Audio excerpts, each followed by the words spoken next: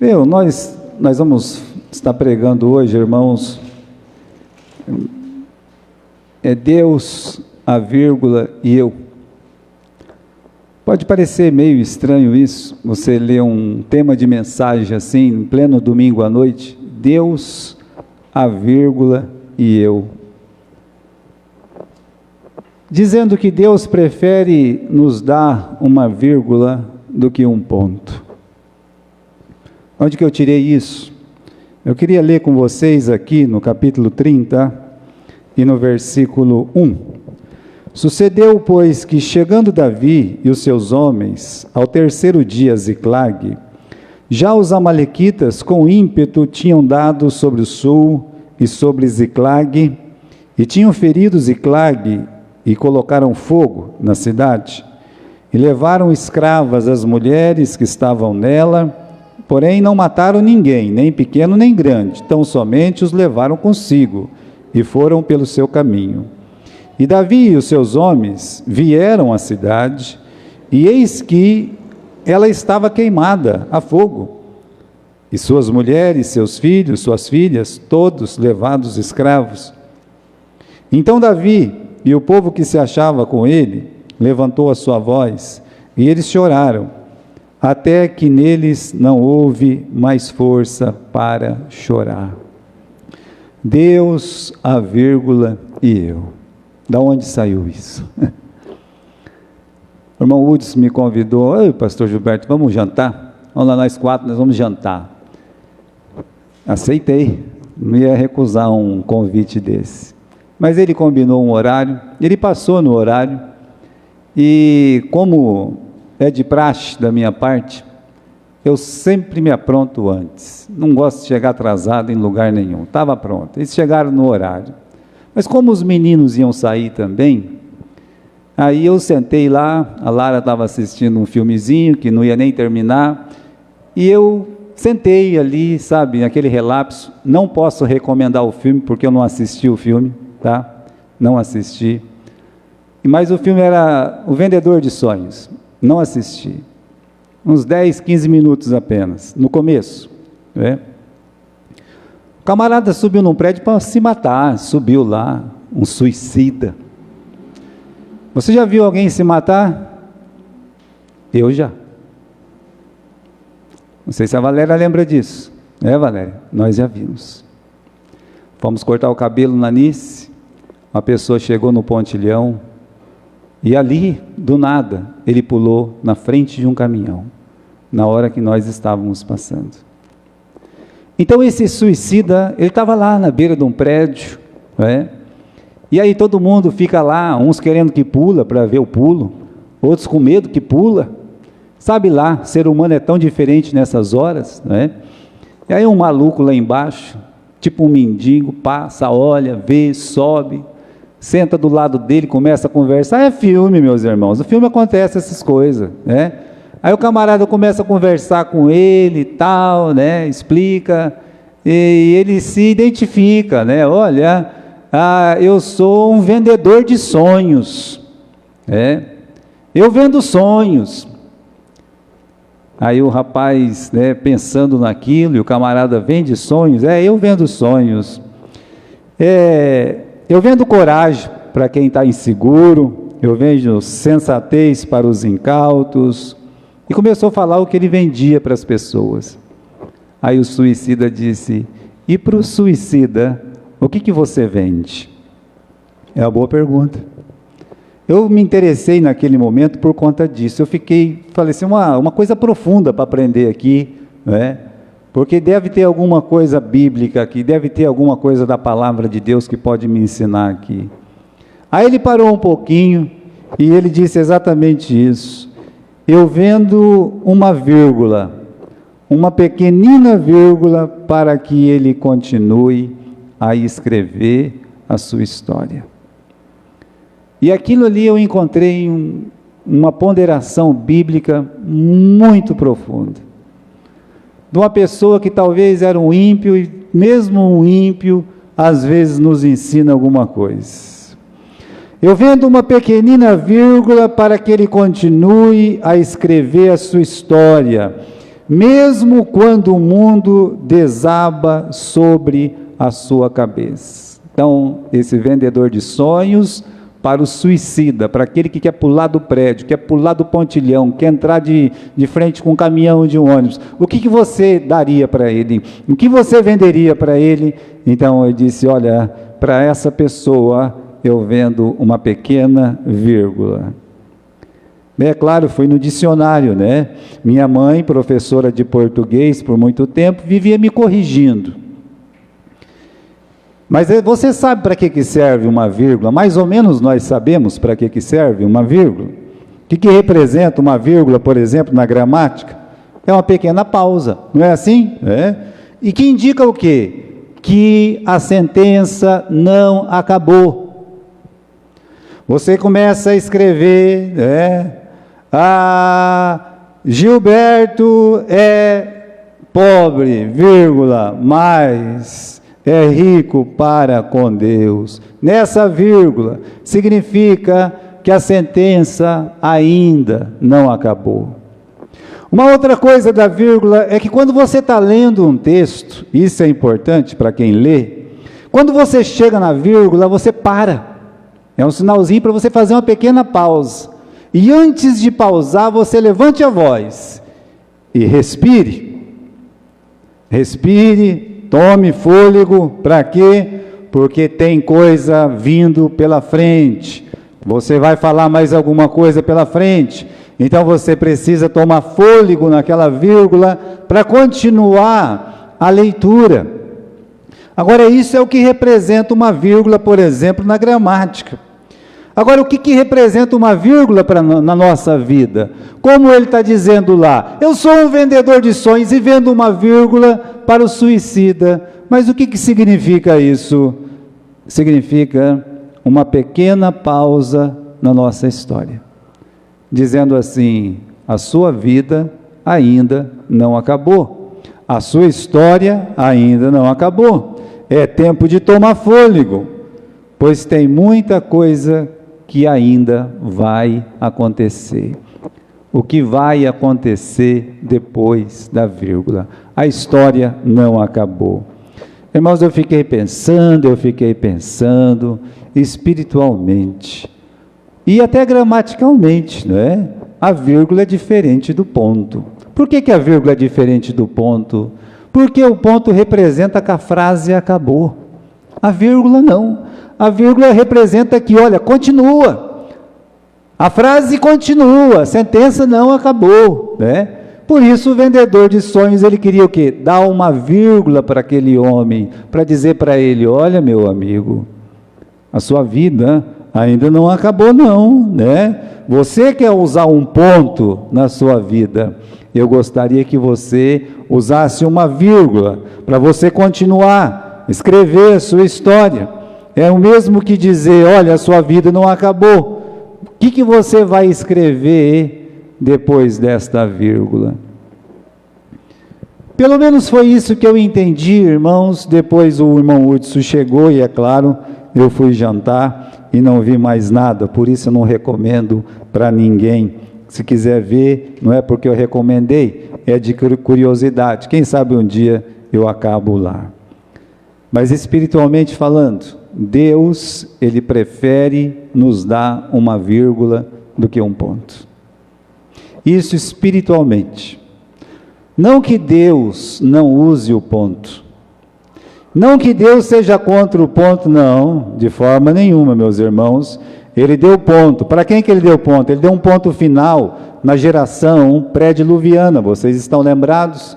Tudo, ele destruiu tudo, o dilúvio veio e consumiu tudo. Foi uma vírgula só para Noé, sua esposa, seus filhos e suas noras. Mas para aquela sociedade, ele deu um ponto. Deus, ele chegou na cidade de Sodoma, deu uma vírgula para Ló, para as duas filhas, para a esposa. Mas para a cidade de Sodoma, ele fez o quê? Ele deu um ponto. Ele tacou fogo na cidade toda. Ele queimou toda a cidade. Então não é que Deus não usa o ponto, ele ainda vai usar. Nós sabemos que Deus vai usar um ponto. Deus, ele deu o ponto para algumas pessoas individualmente. Ele chegou, por exemplo, em Belsazar, que era o rei, nós citamos ele hoje de cedo, e disse: Mene, mene, tekel, ufarsim, você foi pesado, você foi achado em falta. Acabou. Naquela noite, o Belsazar, ele morreu. Deus deu um ponto final na vida dele. O Herodes estava falando, gritando lá, fazendo um grande discurso, e Deus olhou para ele e disse: acabou, é um ponto final para você também, Herodes, acabou, não é? E ainda, meus irmãos, para o Faraó também recebeu um ponto de Deus, e Deus disse: acabou, eu vou destruir Faraó e os seus cavaleiros. Então não é que Deus não use o ponto, veja bem, o que nós estamos dizendo é que na maioria das vezes, Deus, Ele prefere nos dar uma vírgula do que dar um ponto. Ele espera que naquela pausa possamos escrever coisas melhores do que Ele dar um ponto e acabar com tudo. Então, em geral, Deus prefere nos dar uma vírgula e não um ponto, tá bom?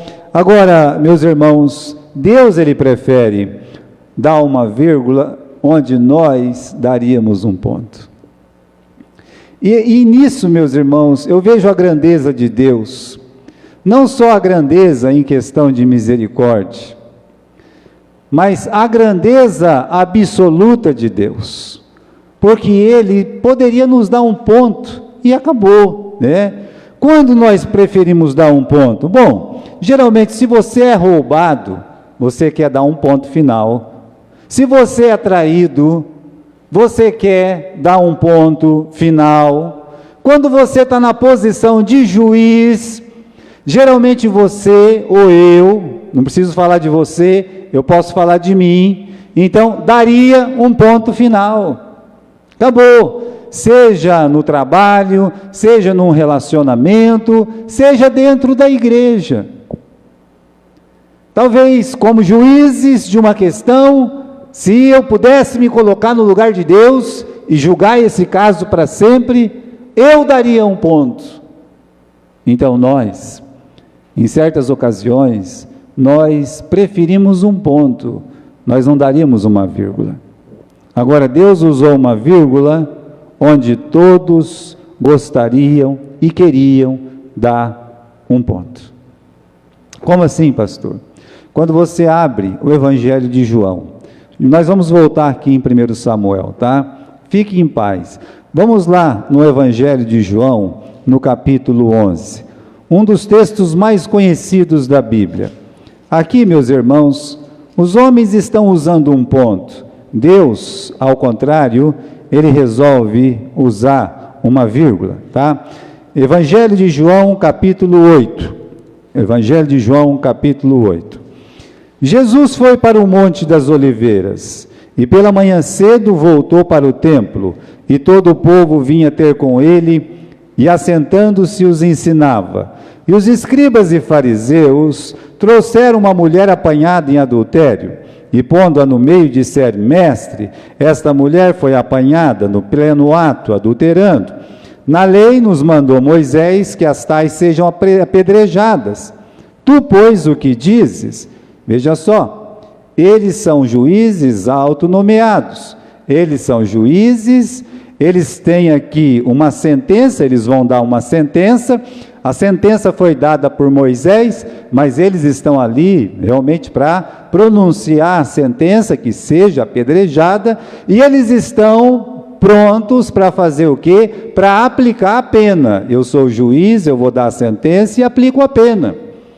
Como eles iam aplicar a pena? Todos já estavam segurando uma pedra na mão, ou seja, todos ali, todos unânimes, eles estão dando um ponto. Mulher, você vai ganhar um ponto final. Versículo 6.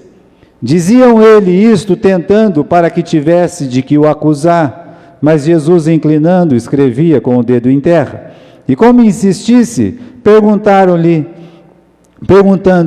endireitou-se e disse-lhe: aquele que está sem pecado pode jogar a primeira pedra. E tornando a inclinar, escrevia na terra.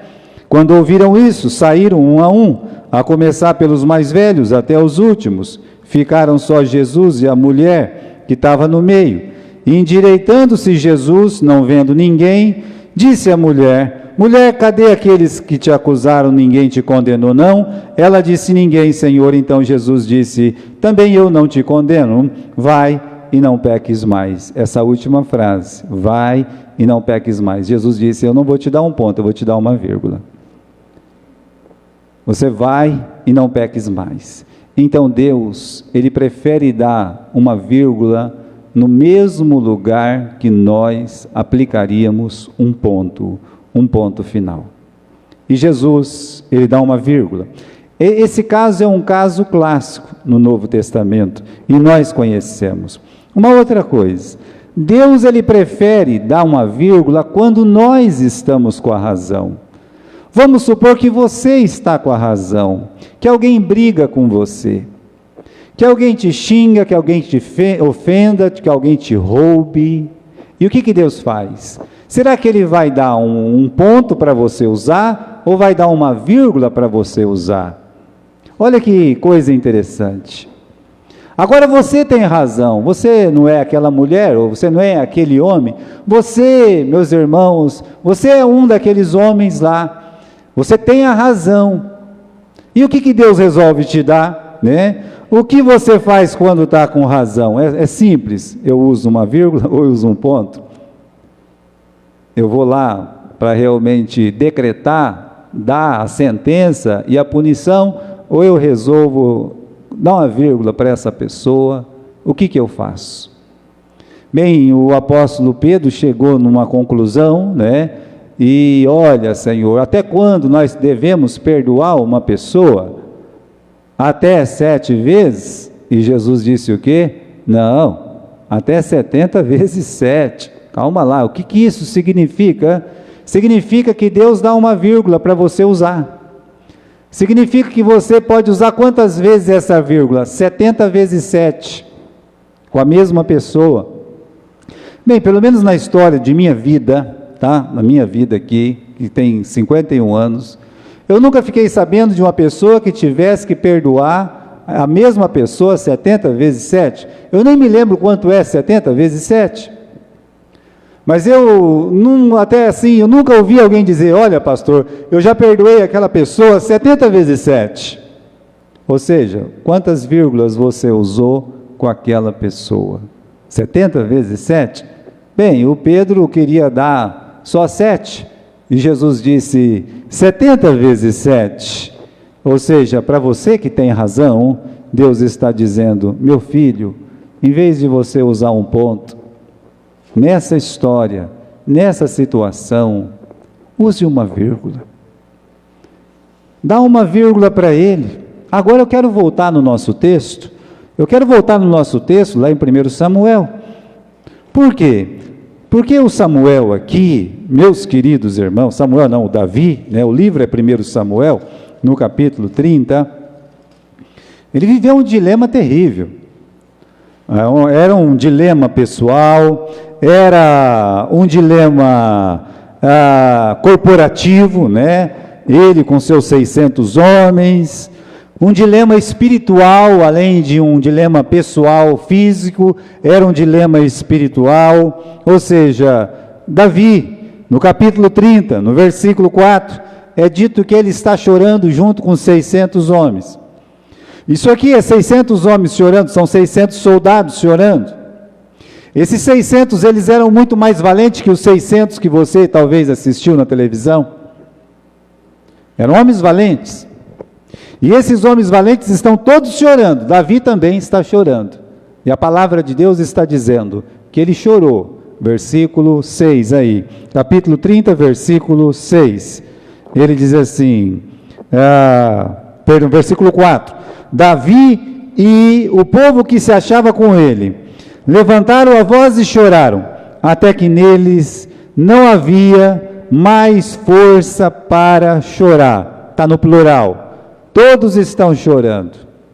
Então, o que nós temos que fazer? Eu quero analisar essa breve história de choro com vocês, e de uma forma rápida. Então, como é que é essa história e por que eles estão chorando? Por que chegou nesse ponto do choro, por exemplo? O que aconteceu? O que aconteceu? Então vamos lá. Primeiro, volte 2 páginas na sua Bíblia, no capítulo 27. Volte lá. Davi, ele viveu o dilema do ponto ou da vírgula. Mas primeiro ele viveu esse dilema do ponto. Aqui no capítulo 27, disse Davi no seu coração, ele está falando com ele. Ele não conversou com ninguém, nem com Deus.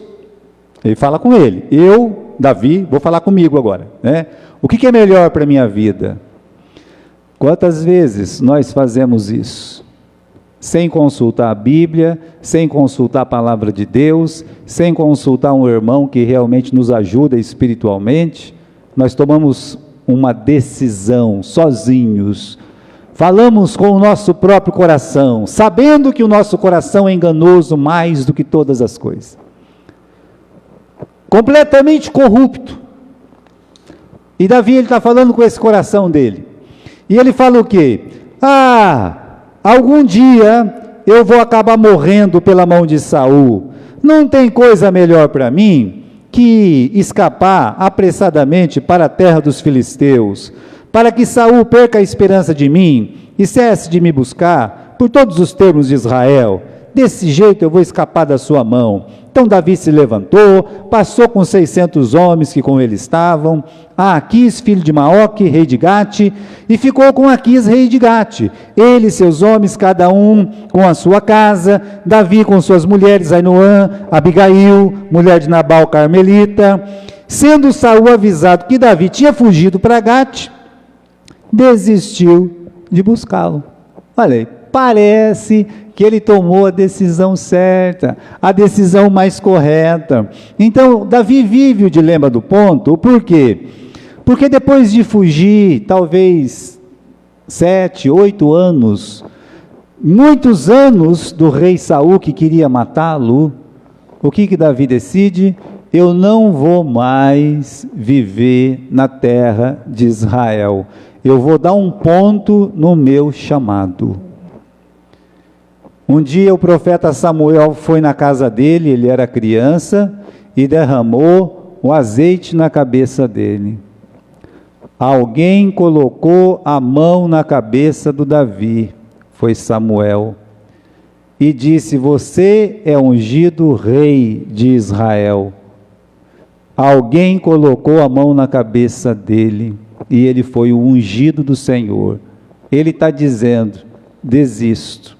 Eu quero colocar um ponto nessa história da unção. Pronto. Ficar fugindo aí, vou acabar morrendo, não é? Eu vou acabar morrendo aí, ninguém vai ligar para mim. Depois que eu estiver morto, ninguém vai se preocupar com nada. Quer saber? Eu vou fugir para os filisteus. Lembra dos filisteus? Ele lutava contra os filisteus. O Golias era filisteu. Mesmo assim, ele foi lá e ficou com os inimigos, porque ele estava dando um ponto final no seu chamado. Ainda bem, meus irmãos, que Deus não aceitou esse ponto, mas é o que ele está fazendo. Olha o versículo 4, né? O Saul parou de buscar ele, afinal de contas, ele não está mais lá, né? Ele mesmo esqueceu que alguém derramou azeite na cabeça dele. Quantas vezes nós fazemos isso? Desistimos de uma coisa que sabemos que é certa. Não, mas alguém está me perseguindo. Não, mas o fulano está errado. Não importa se o fulano está errado. Não importa se alguém está te perseguindo. O seu chamado é pessoal, o seu chamado é com Deus. Mas aí você desiste, você coloca um ponto. E Davi fez isso. Bom, aí aconteceu o que aconteceu. Ele viveu como um belo mentiroso, ele se tornou um cangaceiro, naquele sertão filisteu, e viveu lá pilhando um e outro, trazendo alguma coisa para o rei filisteu, ficando com o resto, e essa era a alegria deles. A alegria deles, por mais de um ano, sabe, a alegria deles era sair roubando as pessoas. Já pensou no que se tornou o Davi? de herói do Vale do Carvalho a pilhador, cangaceiro. E ele achava que ele estava certo por ter abandonado a terra dele. Bem, meus irmãos, o destino agora, como ele podia falar, voltando agora para o capítulo 30, você pode voltar onde a gente estava. Um dia ele chegou com seus soldados, com os 600, e quando ele viu de longe a cidade dele, que ele ganhou, do rei filisteu, ele só via fumaça, que nem você viu esses dias. Estava passando pela pista, só via fumaça, fumaça, fumaça. Ele olhou, viu aquela fumaça, e você sabe como é, se você vê a sua casa pegando fogo. Eu estava lá trabalhando na McLaurin um dia, bem folgadão, e aí, de repente, alguém disse, olha, está saindo fumaça lá daquela casa da esquina. Minha casa, né? Eu saí com um sono medonho e larguei o fogo aceso com uma panela de leite. Pegou fogo, né? E fez um fumaceiro, e aquele negócio pegando. Aí eu fui correndo, né? Ficou uma carniça lá, tremenda. Mas alguém disse, olha, aquela casa da esquina está pegando. É minha casa, calma lá, né? A casa da igreja está pegando fogo, eu estou tacando fogo na igreja inteira. Você leva um susto muito grande. Mas eu sabia que não tinha ninguém na casa, porque eu morava sozinho na casa. Agora imagine você olhar para a sua cidade, onde você tem a sua esposa, os seus filhos, e ver tudo queimado, 600 homens, vendo que as 600 casas, as 600 famílias, provavelmente tudo queimando ali, inclusive a família. Graças a Deus, eles levaram as crianças e as mulheres, e não queimaram as crianças e as mulheres. Mas quando eles viram, o susto foi grande. Olha, o destino quase deu um ponto final, ele não queria dar um ponto final. Então agora, meus irmãos, está aqui o versículo 4, né? Versículo 3. Vamos ler o versículo 3 do capítulo 30. Davi e os seus homens vieram à cidade, e eis que estava queimada, a fogo, e suas mulheres e seus filhos e as filhas foram levados escravos. Bom, as crianças não foram queimadas, as mulheres não foram queimadas, mas elas foram levadas embora. Sumiram com tudo e tacaram fogo em tudo. Meus irmãos, no momento, tudo que ele tinha de bens materiais, tá? A sua casa, os seus bens, os seus filhos, suas esposas, tudo foi perdido de um dia para o outro. Parecia ser um ponto final. Olha, eu não vivi isso, talvez ninguém aqui na igreja nunca viveu isso, mas de repente acontece como aconteceu com Jó, e alguém olha assim, Jó, a casa que todos os seus filhos estavam caiu, não ficou ninguém. Parece um ponto final na história, não é? Parece. Então, meus irmãos, ele quis dar um ponto final. Parecia que o destino queria dar um ponto final, né? Pior do que isso. No versículo 6 do capítulo 30, Davi muito se angustiou, porque os homens falavam de apedrejá-lo, porque o coração do povo estava em amargura, cada um por causa dos seus filhos e das suas filhas. De repente, meus irmãos, ele se viu sozinho. Ele já tinha se abdicado da coroa, agora ele não tem mais a casa, não tem os filhos, não tem as mulheres, ele não tem mais nada. A única coisa que tinha sobrado para ele é os amigos. Eu lembro, os irmãos, volte para mim comigo lá no capítulo 22, rapidamente. Capítulo 22 e versículo 1.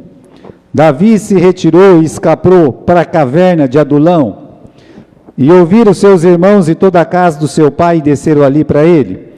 E ajuntou-se com Davi, versículo 2, ajuntou-se com Davi todo homem que se achava em aperto, todo homem endividado, todo homem com espírito desgostoso, e Davi se fez capitão deles. Eram uns 400 homens. Esses 400, que depois viraram 600, esses homens, eles foram para Davi quando ninguém queria eles. Estavam devendo até o pescoço. Eles estavam angustiados de espírito, atormentados, perseguidos. Eles não tinham para onde ir. Aí descobriram que Davi estava lá, naquela caverna. E eles foram lá e Davi se fez capitão deles. E agora, meus irmãos, o Davi, ele é deixado sozinho por aqueles que ele não abandonou. Olha aí, no capítulo 30 e versículo 6. Todos eles estão pegando em pedras e agora querem apedrejá-los. Amargurados, vamos apedrejar o nosso capitão porque a culpa é dele. E de fato era, porque ele que resolveu mudar. Ele que levou eles para aquele buraco. Ele que levou eles para aquele insucesso. Foi Davi que levou eles para aquele fiasco espiritual. É verdade. E todos têm uma pedra para jogar em Davi. Por isso, meus irmãos, Davi viveu o dilema do ponto. Ele mesmo se deu um ponto, o destino deu um ponto para ele, os amigos, os melhores amigos deram um ponto para ele. Entrou no dilema do ponto. Bem, o que você daria para o suicida? Nesse caso aqui, eles empurrariam o Davi de cima do prédio. Sabe, o Davi está lá em cima do prédio. O que está faltando? Coragem? Calma lá. Vou te dar um empurrão aqui que você vai descer, lambendo tudo aí, vai bater a cabeça, se esborrachar lá que não vai sobrar nada. Fica tranquilo que você nem vai ver você morrendo, né? Quando você vê, você já vai abrir o olho, pá, está na eternidade. Bem, é verdade. É o que está acontecendo com Davi. Esse foi o dia trágico do Davi. Agora ele não tem casa, não tem família, agora ele não tem nada, né? Já tinha abdicado da coroa, como eu disse, nem amigo ele tem. Ele viveu o dilema do ponto. Mas quem é que deu uma vírgula para ele? Deus. Continue a leitura. Capítulo 30, versículo 6, lá no finalzinho. Todavia, Davi se esforçou no Senhor seu Deus. Disse Davi a Abiatar, o sacerdote, filho de Aimeleque: traz aqui, peço, o éfode. Abiatar trouxe o éfode a Davi. Então consultou o Senhor, dizendo: Senhor, eu perseguirei essa tropa? Conseguirei alcançá-la? E Deus lhe disse: persegue, porque certamente você vai alcançá-la e você vai recuperar tudo. Ou seja, Deus, meus irmãos, concedeu para ele o que ninguém tinha dado, uma vírgula. Eu disse para vocês, Deus ele prefere dar uma vírgula do que um ponto. Deus poderia olhar e dizer: bem, você saiu da terra, ninguém mandou, olha aí, agora se lascou tudo, está perdido, e bem feito, agora você está abandonado, agora o que vai acontecer com você? Vai ser apedrejado, para você não aprender a sair sem me consultar, sem falar comigo.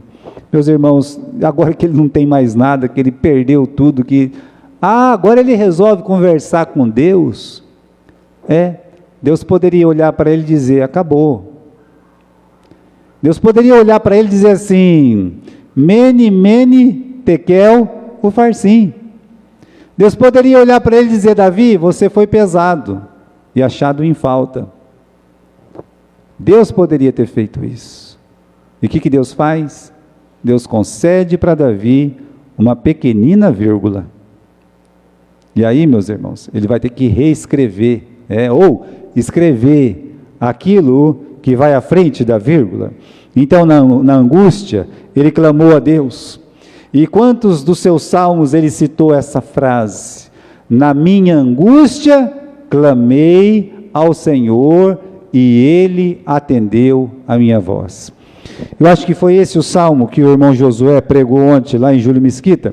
Deixa eu ver se é o Salmo 42, né? Aí rapidamente você vê que, aí está, né? Mas aqui é os filhos de Corá, mas mesmo assim, né?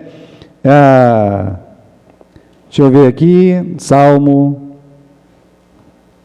é o 40 que ele leu, me perdoe, né? Esse sim é de Davi.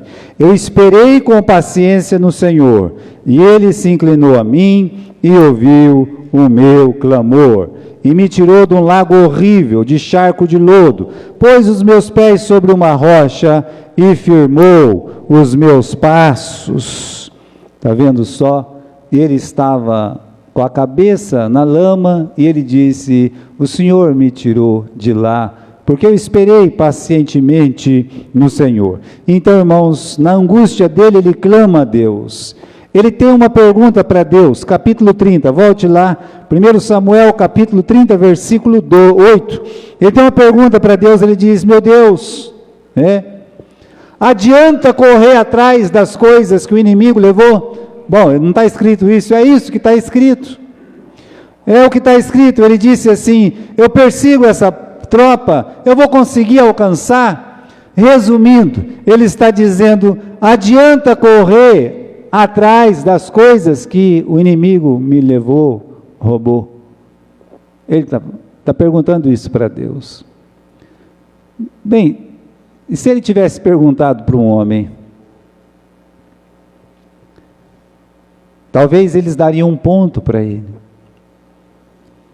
Mas ele perguntou para Deus. Ele fez no capítulo 30, versículo 8, o que ele deveria ter feito no capítulo 27, versículo 1. Senhor, eu mudo lá para a Filistia? Deus talvez diria: não, de jeito nenhum. Vai fazer o que lá? Você não é filisteu para ir lá na Filistia? Mas agora, depois de muito tempo, muitos meses, ele resolve falar com Deus.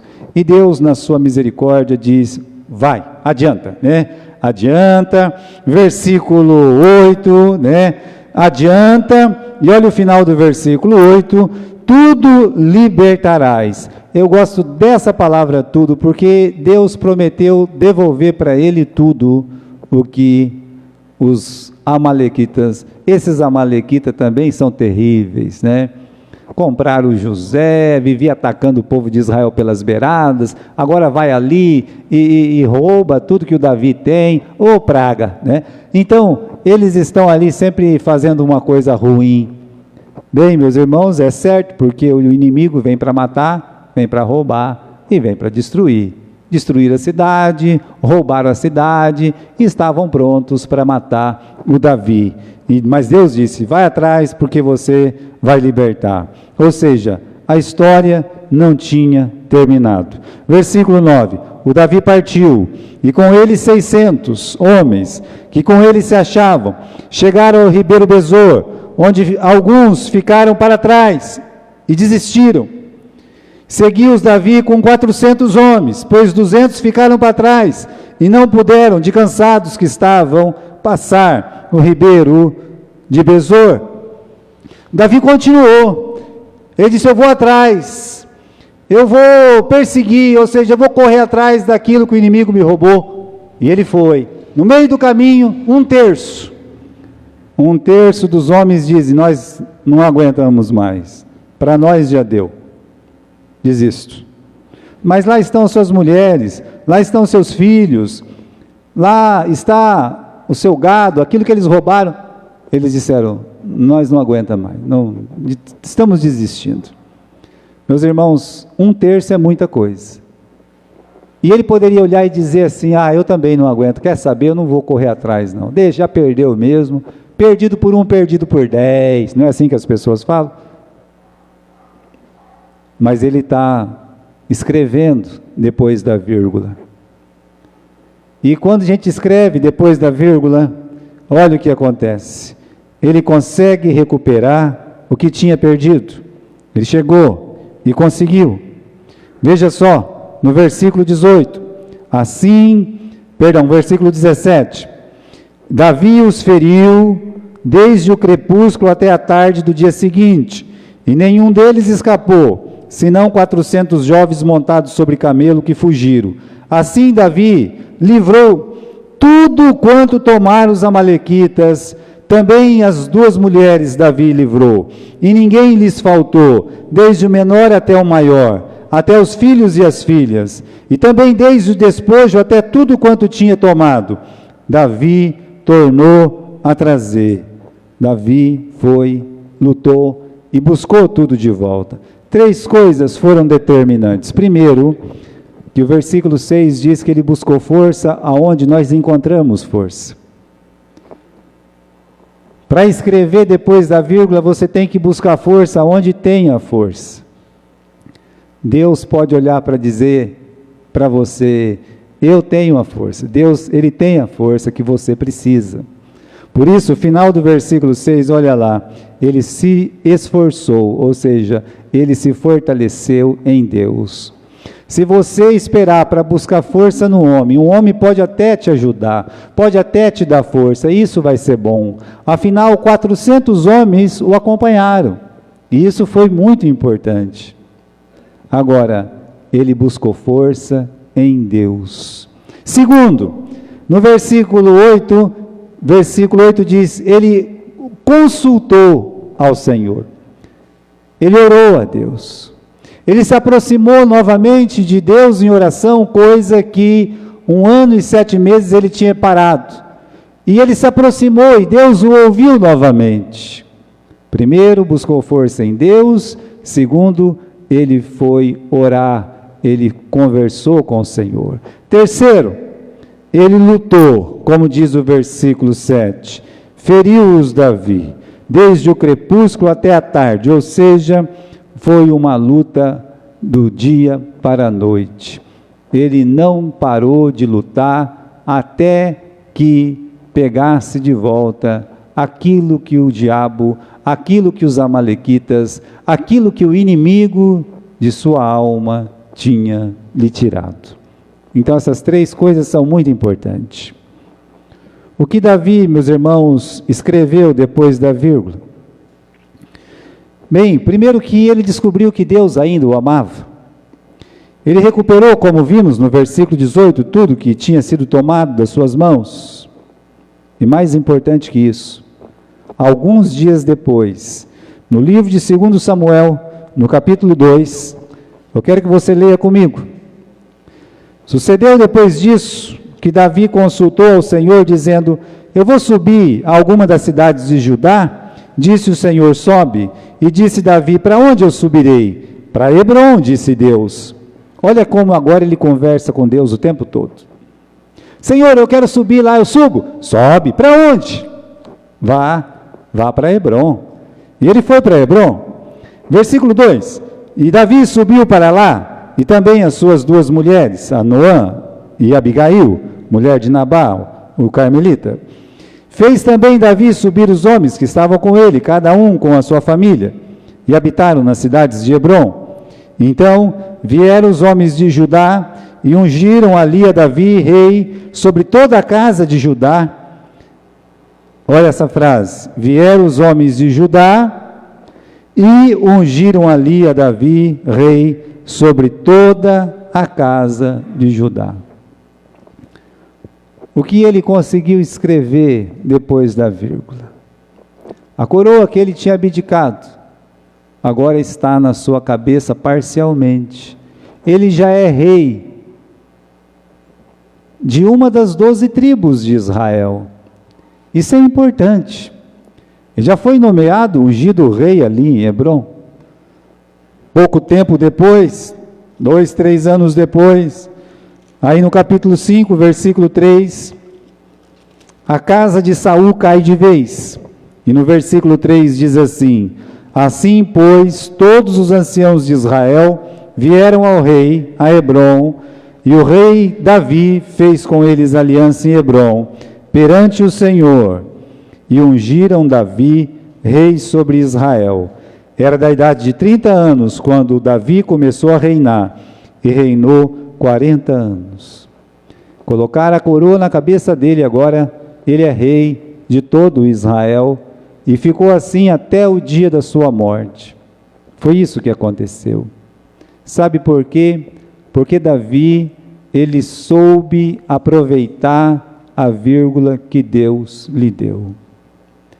Onde todos lhe deram um ponto, Deus lhe deu uma vírgula, dizendo para ele: a sua história ainda não acabou. Quando você lê esse versículo 4, que era da idade de 30 anos, quando começou a reinar, e reinou mais 40 anos. Quando você lê que ele se tornou rei, é muito diferente. Vamos voltar para o capítulo 30 e versículo 6. Capítulo 30 e versículo 6, não, versículo 4. Davi e todo o povo que se achava com ele levantaram a voz e choraram, até que não havia mais força para eles chorar. São dois momentos diferentes, e bem diferentes. Sabe por quê? Porque ele soube aproveitar a vírgula que Deus lhe deu. O que nós vamos escrever depois da vírgula? Davi escreveu uma história de fé. Ele saiu do lamento e foi para o trono. Ele viu naquela tragédia uma oportunidade de depender somente de Deus. Ele voltou a seu Davi, lá do Vale do Carvalho, orando a Deus, consultando a Deus. Ele viu que Deus dirigia todas as coisas. Aqui no capítulo 5 de 2 Samuel, assim que ele foi ungido rei, capítulo 5 e versículo 12. Entendeu Davi que o Senhor o confirmava rei sobre Israel, e que exaltara o seu reino por amor do seu povo. Ele entendeu que Deus estava com a mão na sua cabeça. Por quê? Porque ele soube aproveitar. Mas nem todos agem assim. Bem, nós temos uma história lá em 2 Crônicas, rapidamente, eu gostaria que você abrisse comigo lá, é bem perto aí, 2 Crônicas, capítulo 32, versículo 24, e também é uma história conhecida, não é? Então, esse rei é Ezequias, um descendente de Davi.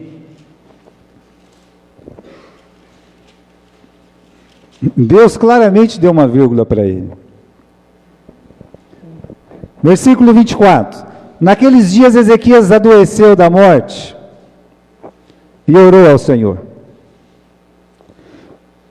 O livro de 2 Reis diz que Deus falou assim: olha, dá ordem na sua casa porque você vai morrer.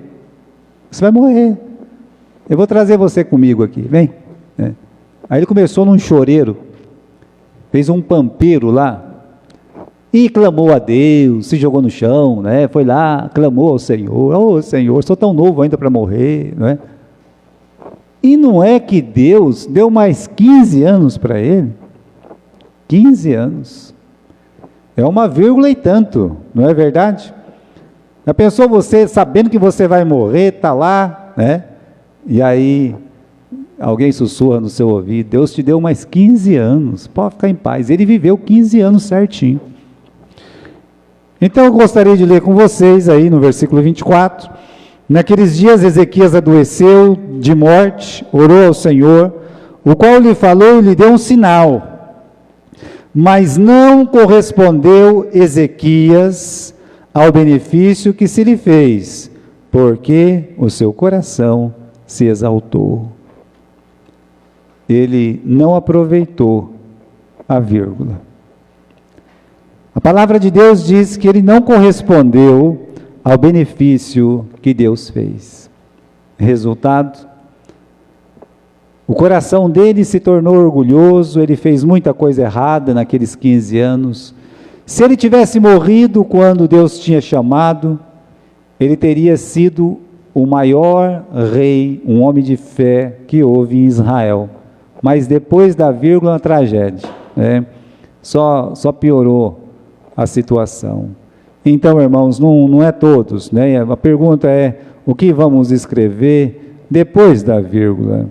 Deus, irmãos, eu disse desde o começo, Deus prefere dar uma vírgula do que um ponto. Ele tem dado uma vírgula para a humanidade. Isso nós encontramos em 2 Pedro, no capítulo 3, versículo 9. Eu até escrevi aqui, para você poder fixar o seu coração, a sua mente, mesmo os irmãos que estão na live, tem algumas frases em amarelo aí para você. O Senhor não atrasa em cumprir a sua promessa, como julgam alguns. Deus não está atrasado, não. Sabe essa terra que está preparada para o fogo? Sabe essa destruição que virá? Deus não está atrasado. Deus está fazendo o quê? Pelo contrário, Ele é extremamente paciente para convosco e não quer que ninguém se perca, que nenhum pereça. O que Deus está dizendo aqui pela boca de Pedro é que Deus, Ele está dando uma vírgula para a humanidade. Tem alguém aqui que não tem Cristo como Salvador? Tem uma vírgula para você. Deus te chamando, entregue a sua vida para Jesus. É isso que Pedro está dizendo.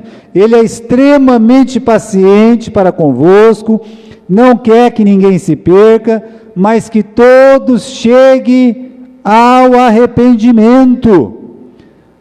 Deus, Ele quer que a pessoa creia em Cristo, Ele não quer que a pessoa vá para o inferno, Ele quer que a pessoa se salve.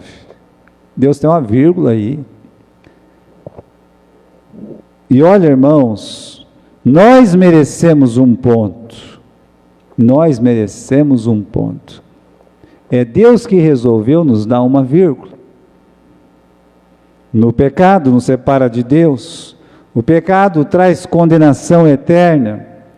Mas o amor de Deus tão grande, mandou Jesus vir, morrer na cruz, e aquele chamado de Jesus: vinde a mim, todos que estáis cansados e oprimidos.